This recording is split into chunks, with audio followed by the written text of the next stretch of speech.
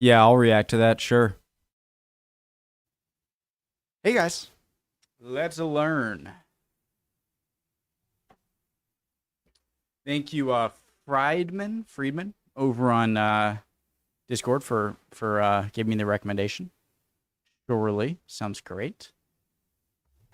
Preemptive like History Rhymes, great channel. The Anglo-Saxon invasions were pure nightmare fuel. Hey guys, my name's Connor. If you're new, did I say the original link to the video from History Rhymes top of the description? Let's go. Let's learn. I'm ready.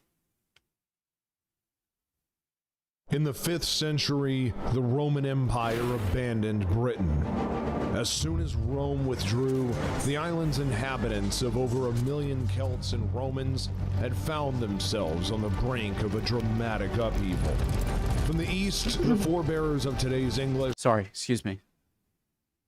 Inhabitants of over 1 million Celts... Let's restart. I'm ready. Zoned in. In the 5th century, the Roman Empire abandoned Britain. As soon as Rome withdrew, the island's inhabitants of over 1 million Celts and Romans had found themselves on the brink of a dramatic upheaval. From the east, the forebearers of today's English left their homeland of northern Germany and surged across the island. Meanwhile, their Germanic kinsmen to the south had brought the Western Roman Empire to its knees, establishing vast kingdoms in the heart of the once mighty Respublica. While the Proto-English and the Germanic tribes that settled Rome shared similar origins, their fates diverged starkly. In modern France, Italy, and Spain, the new Germanic elite quickly embraced the sophisticated cultures they overran, casting aside their ancestral ways and completely assimilating into the local Roman culture.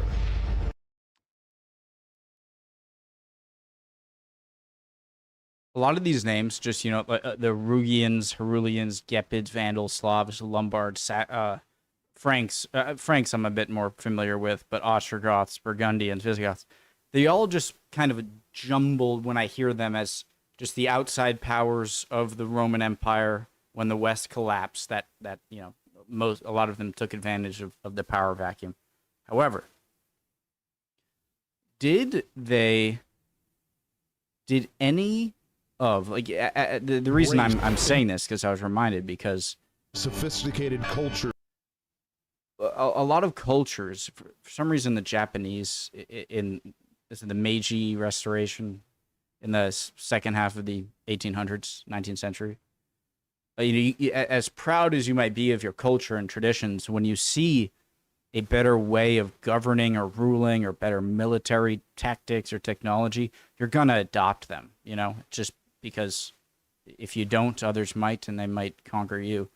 But it's not like the people who lived in the Western Roman Empire right prior to the collapse just vanished.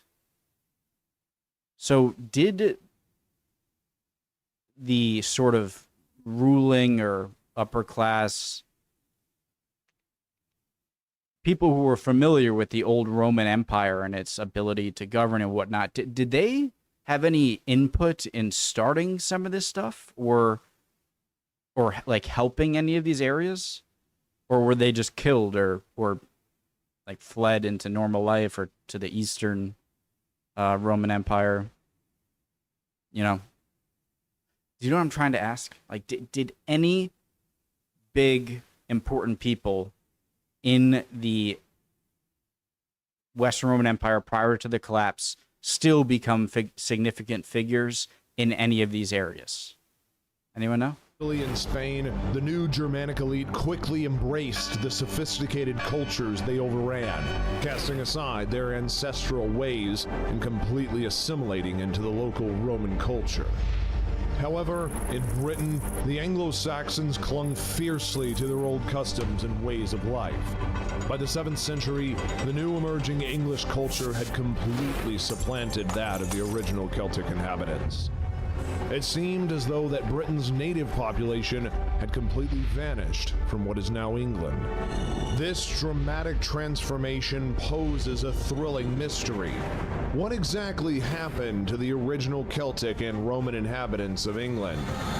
Did 5th century Britain witness history's very first case of ethnic genocide?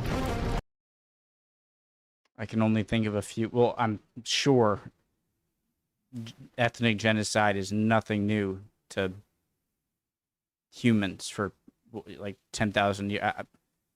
I doubt that this is, you know, a group of people going out and slaughtering everyone and taking over their land. I'm sure, unfortunately, isn't a new thing even in 500 AD or something. But my assumptions when something like this happens, like it's seemingly a whole people's vanish, is either yes, genocide, gradual or assimilation, like, you know, kind of a convert or die kind of thing, but for culture. They were pushed out elsewhere. I mean, there can only be a few options. Aliens? No, I'm joking. Not History Channel.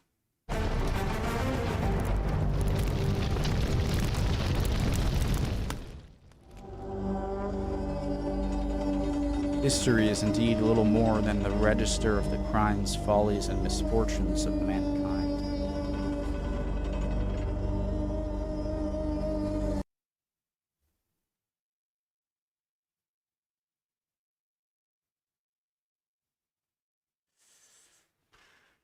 Not to be that guy, but I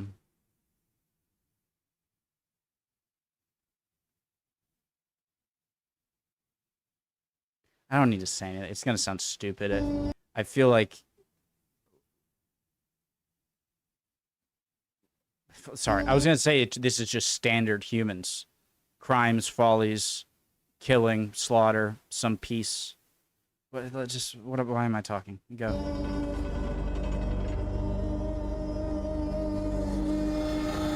The year is 410 AD. 4 centuries of Roman control over the British Isles has come to an end. Many of the few remaining imperial forces on the island have long since departed for the continent several years ago. Serving under the self-proclaimed Emperor Constantine III, the Roman garrisons in Britannia became embroiled in a complex power struggle upon the mainland. Many of these soldiers the Roman garrisons in Britannia became embroiled in a complex power struggle upon the mainland. Okay. But does that make sense? What? Many of these soldiers would never return to set foot on the island again. Constantine III, a former low-born soldier who rose to prominence, has been declared emperor by his... No, I'm sorry, that doesn't make sense. Just fast forward if you want. Ooh. Proclaimed Emperor Constantine III, the Roman garrisons in Britannia became embroiled in a complex power struggle upon the mainland. So the Roman garrisons that were in Britannia, when they left Britannia onto mainland Europe, then there was a power struggle? I thought he meant there was a power struggle of like leftover Romans in Britannia when they learned of, you know, the collapse of their control. Okay. Many of these soldiers would never return to set foot on the island again. Constantine III, a former low-born soldier who rose to prominence, has been declared emperor by his troops in 407. Within a year, he has successfully expanded his influence, securing control over nearly... I get it. Oh, I'm so stupid. Okay, so when the soldiers that were in Britannia... Geez, how sudden was the collapse? That it was like, okay, everything's... So the soldiers that were in Britannia with Constantine left with Constantine to mainland Europe, proclaimed Constantine emperor of all of Western Rome, and then began going on marches. half of the Western Roman's influence, securing control over nearly half of the Western Roman Empire. Okay. However, by 411 AD, a series of strategic missteps led to his eventual entrapment in Arles, where he found himself besieged by one of the many generals who were loyal to the legitimate emperor Honorius. Ultimately, The reason that didn't make sense to me is you would think that there'd be a lot more Roman troops and commanders within Gaul and mainland Europe than in Britannia. So how did the Romans soldiers who left Britannia able to take on what I would presume to be all of the soldiers here? That's a series crazy. of strategic missteps led to his eventual entrapment in Arles, where he found himself besieged by one of the many generals who were loyal to the legitimate emperor Honorius. Ultimately, Constantine III surrendered the stronghold when offered clemency, only to have his head displayed on a pike on the very walls he recently guarded. His fate had marked the Fine, I'll give up. You won't. I'm free to go though. Yeah, sure. Sure, definitely. end of a he recently guarded. His fate had marked the end of a series of usurpers crowned on the island. Barely holding any semblance of order within his own continental provinces, Honorius refused to send forces to a now defenseless Britain. The island is left to its own devices. Despite nearly 4 centuries of imperial control, Britain had remained the least Romanized Western province. Roman culture and the Latin language had left their mark, especially in the south. However, much of the Celtic pre-Roman political structure and culture had endured through the centuries of Roman rule. By the early 400s, vast hordes of Germanic peoples had swept throughout the empire's western provinces. Most of these Germanic people used to serve within the Roman army as auxiliaries, famously known as foederati. The wavering loyalty of these Germanic soldiers made them extremely dangerous. Nevertheless, drained from the dozens of civil wars, Rome had no option. Question. This all suggests that there was a super immediate just okay, Western Rome is over. Like done. In order to have everyone sort of simultaneously be like, okay, boys, like us over here that feel more together, over here that like now we have to fight each other.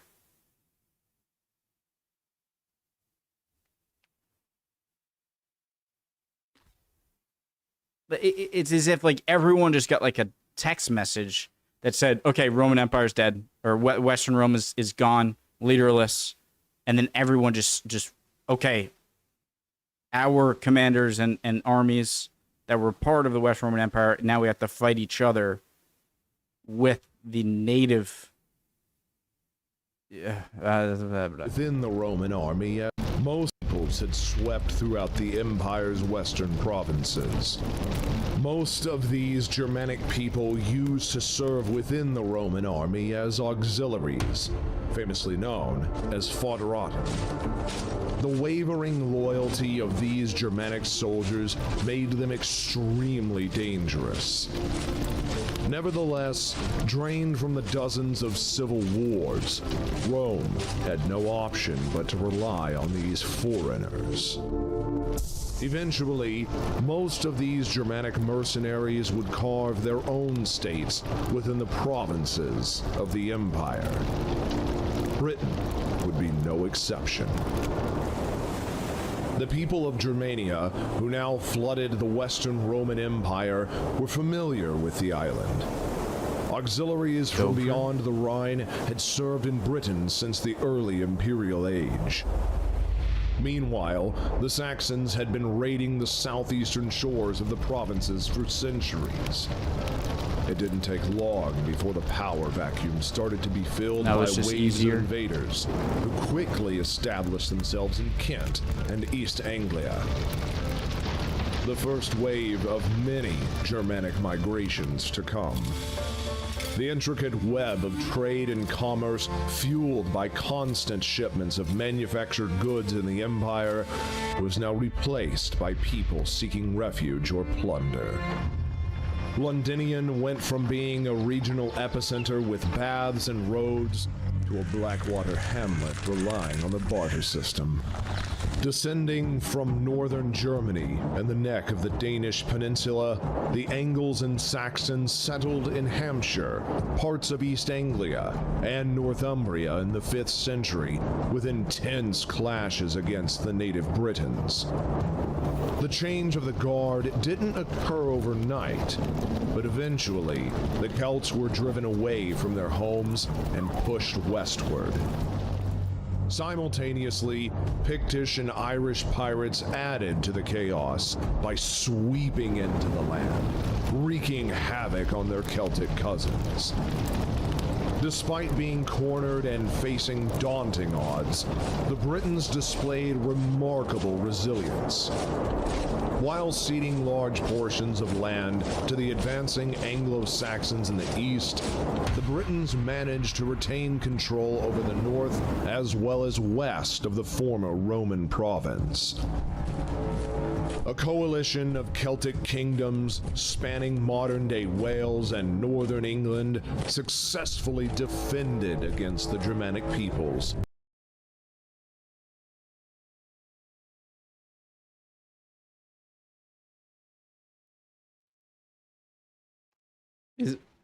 Voice crack, wow. Starting off a sentence with a voice crack is just extra bad. But did this have anything to do...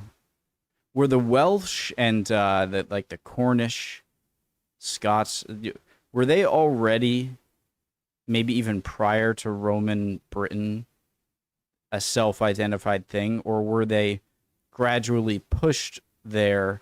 And then you see, like, right here, you have what we think of as England, as a lot of the Angles, and Saxons and Jutes taking over. And I wonder if it was at this point that the identities of, say, the Cornish or the Welsh were made, or if it was prior.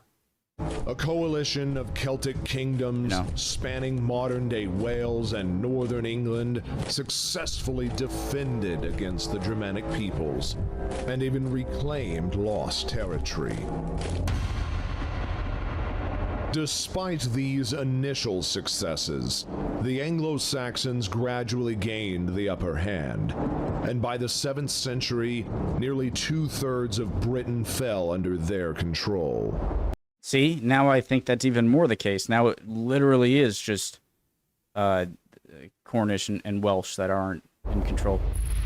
While the Britons of Wales continued their resistance until the 1200s, their counterparts in England seemed on the verge of disappearance by the 1600s. The intricate tapestry of Britain's early medieval history unfolded, shaped by the dynamic interactions between both the Germanic newcomers. Did he mean the 600s? The intricate tapestry appearance by the 1600s.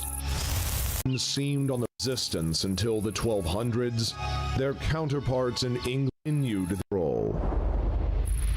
While the Britons of Wales continued their resistance until the 1200s, their counterparts in England seemed on the verge of disappearance by the 1600s.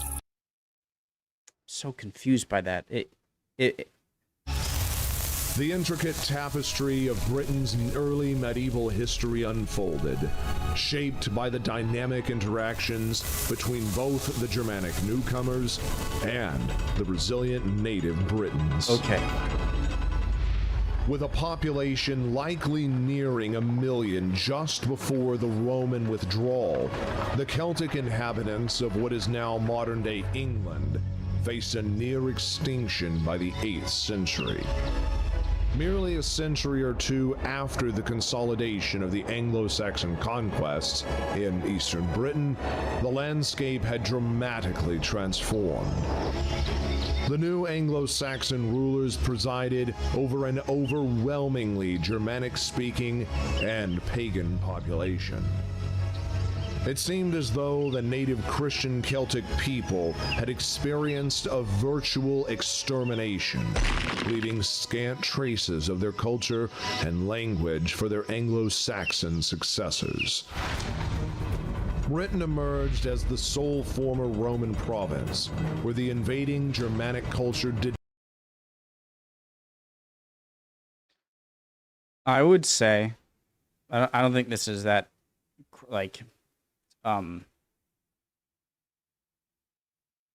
groundbreaking or anything, but every single area of the world, every single civilization that is around today or group of people did this to someone else. And the people they did that to someone else, right? And so, of course, it's sad, but it's that you know, cultures and people and society is just erased by others.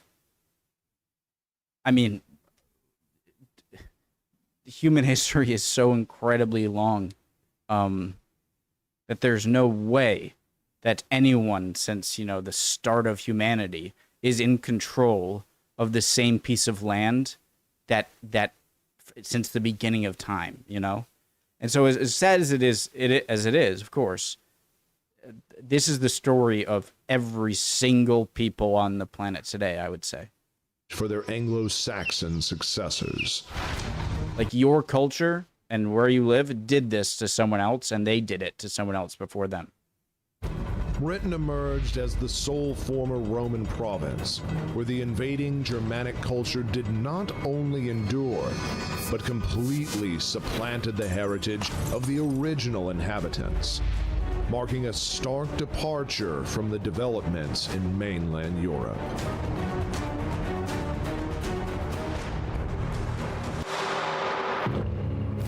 (511 A.D.) Clovis, the inaugural king of the Germanic Franks, had, after carving a vast kingdom, embraced a transformative journey. Originally a pagan, Clovis converted to Christianity during his reign. Following his demise, Clovis found his final resting place in the Abbey of Saint Genevieve in Lutetia, present-day Paris, a Christian monastery that he himself had commissioned in 502. This abbey stood as a tangible testament to the amalgamation of Frankish rule and Roman practices. The uniqueness of this scenario lies in the harmonious blending of cultures. Clovis not only adopted Christianity, but also embraced various local Roman customs during his reign. In return, his predominantly Gallo-Roman subjects accepted their new Frankish rulers with relatively little resistance.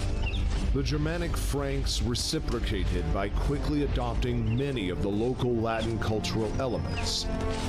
The Roman legacy burned even brighter in the south. In Spain, the ruling Germanic Visigoths abandoned their native language, only decades after the fall of the Western Roman Empire. Meanwhile, in Italy, the reigning Ostrogoths not only preserved the Roman Senate, but also declared their loyalty to the emperor of the still intact eastern portion of the empire. The old Roman culture and traditions were still very much alive in continental Europe, a situation that was quite different in Britain. Unlike their counterparts on the continent, the Germanic settlers in eastern Britain did not adapt the local culture. Instead, they seemed to have eradicated it. The question arises, what led to the extinction of the Romano-Celtic culture in England? Was it an ethnic genocide or forced assimilation? The answer to this question is nuanced, particularly given the scarcity of evidence from that era in Britain.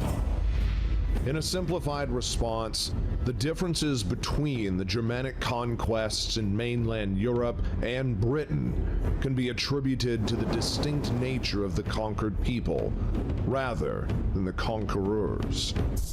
The Franks and Visigoths ruled over regions with ancient literary traditions. What did he say there? Evidence from that era in Britain. In a simplified response, the differences between the Germanic conquests in mainland Europe and Britain can be attributed to the distinct nature of the conquered people, rather than the conquerors. Also, the fact that Britain is an island, too, so it's going to be, the further away you get from epicenter of, Roman influenced post-Western Roman society, it's going to be harder to put that onto an island, so, right? The Franks and Visigoths ruled over regions with ancient literary traditions and solid Latin cultures. In contrast, the Anglo-Saxons found themselves in an area where Latin and Celtic cultures had mingled, but to a much lesser extent.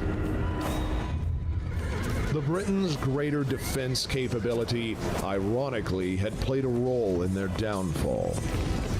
Having preserved many pre-Roman military and political structures, the Celts of Britain effectively resisted the Germanic invasion. On the mainland, the native populations of Italy, Hispania, and to some extent, Gaul, had been demilitarized for centuries, leaving them little choice but to accept the new Germanic elite, without significant resistance. In contrast, in Britain, a protracted struggle ensued between the natives and the newcomers, fostering noticeable hostility between the two groups. Consequently, upon conquest, the Germanic Anglo-Saxons relegated the locals to a secondary status. It's essential to clarify that radical extermination or severe discrimination, as observed in modern times, did not take place in Britain. The Britons in England, outnumbering the Anglo-Saxons, gradually abandoned their culture over time and adopted that of their conquerors, an assimilation process likely influenced by other factors. On the mainland, the Germanic conquerors were familiar with the former success of Rome and drew legitimacy by claiming a relation to its legacy. This situation was markedly different in Britain. For various reasons, the Anglo-Saxons seemingly held the Celtic culture of Britain as inferior to their own. Despite likely constituting a minority in their new homeland, the Anglo-Saxons successfully imposed their culture and language on the natives. Although Brittonic culture did not entirely vanish, it endured and flourished in the west of the island, ultimately giving rise to the medieval Wales, an intriguing chapter that deserves exploration in a future video. Thanks for watching. Thanks for making. If you enjoyed this content, then please go ahead and subscribe to the channel, as well as giving us a thumbs up and clicking on the notification bell so that you never miss another historical moment from us.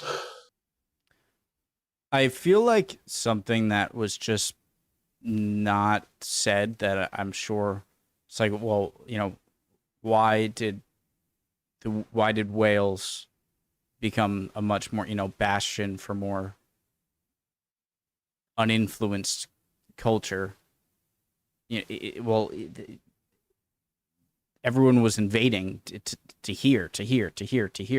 So I'm sure there might have been some other reasons for the ability to keep some culture intact, but I'm sure that was really big. And why wasn't and Drew Conqueror. let me just get to a map like right here. Why weren't these places able to, they just had to kind of give up or anything? Well, all this area was extremely familiar to people at the time, right? I'm not saying this wasn't. They were there for 400 years, but you have to cross a channel, and then these people can run further up and west to lands that you just don't know that much. And so I think you have the ability to resist more easily. Like where would you want to be if Germanic tribes were coming to take over what used to be Western Roman Empire territory, like here, or here, or here, or here, or here? I'd choose over here. I'm not trying to discount any of the reasons. I'm sure he knows way more than me. I know for a fact he does. But that definitely I thought of as a reason. Very interesting. Love y'all. Hope you're all doing well. Hope you learned something or can teach me something, as you're all really good at always. And I would appreciate any comments at all. I hope everyone's doing well. I really do. Chin up. And hopefully I'll see you guys next time.